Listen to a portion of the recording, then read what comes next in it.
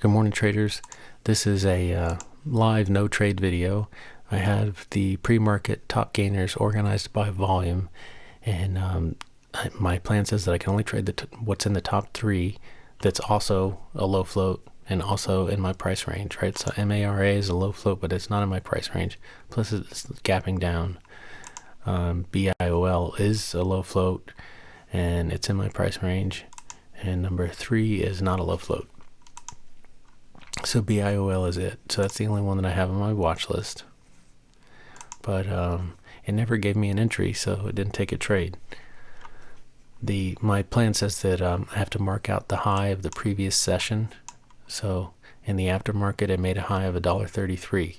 So in order for me to take an entry or to take a trade, it has to break through that high of day and then pull back. And that is basically a confirmation of strength if it can break through that high of day. So it never did that. It opened up here at 4 a.m.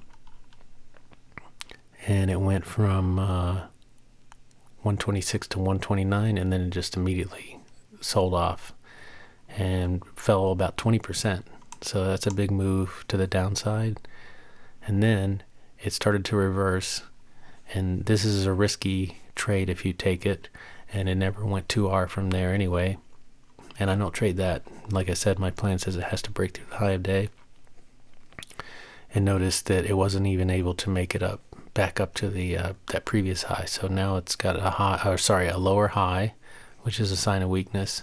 Now it comes down and makes a higher low, which in and of itself is a sign of strength. But the next run up doesn't even break the previous high. So that kind of confirms the weakness of this thing. And now it's just going to trade sideways. I'm sure the volume is going to disappear.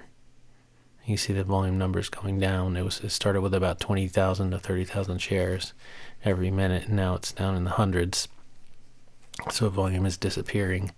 People are realizing this thing isn't going to go anywhere right now. So this is just going to be a sideways mover, and at some point it's either going to break out or break down, and we don't really know which way it's going to go at this point. So and my plan says if I haven't seen an entry by 4:30 that I stop looking for one. And that's just a good way to keep me out of trades that I shouldn't be in. You know, the longer you stare at the charts, the more likely you are to take a weak setup, because you've just been sitting there so long and you're thinking, man, I haven't taken a trade yet. I've been sitting here wasting my time. But what ends up happening when you do that is you end up wasting your money, because you get into a weak setup and it goes against you. So that's it. Just wanted to share with you, I added this to the top of my plan.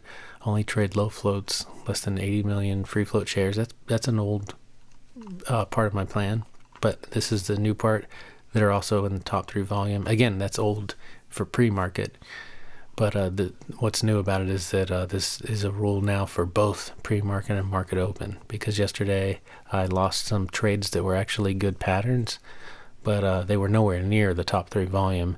They had, it was IZIR or IXIR or something like that I traded. There's a video for it, and I think it was like number 18 on volume. It had 7 million shares of volume, and it was a free float, so that seems like enough. But I traded essentially the same setup twice, and it failed both times, and it was a strong setup. So that was an indication to me that that if the volume isn't high enough to put it at the near top of the list, the volume list, that the patterns aren't as likely to work out. So just to reiterate, so right now we're in the pre-market, so I have it set to pre-market, then organized by volume, because you see the top gainer is TMBR. It doesn't even have 10,000 shares trading, and this is 4:30 a.m. So that's not a good stock to be in right now. Same with NAK. When you organize by volume, you see they fall way down here. So those could be all those buyers that are pumping it up right now. The few buyers that are pumping it up could be easily absorbed when sellers come in and push the price down. So yeah, the only the ones that are tradable for me are the top 3 that are also in my price range and also a low float. All right, guys.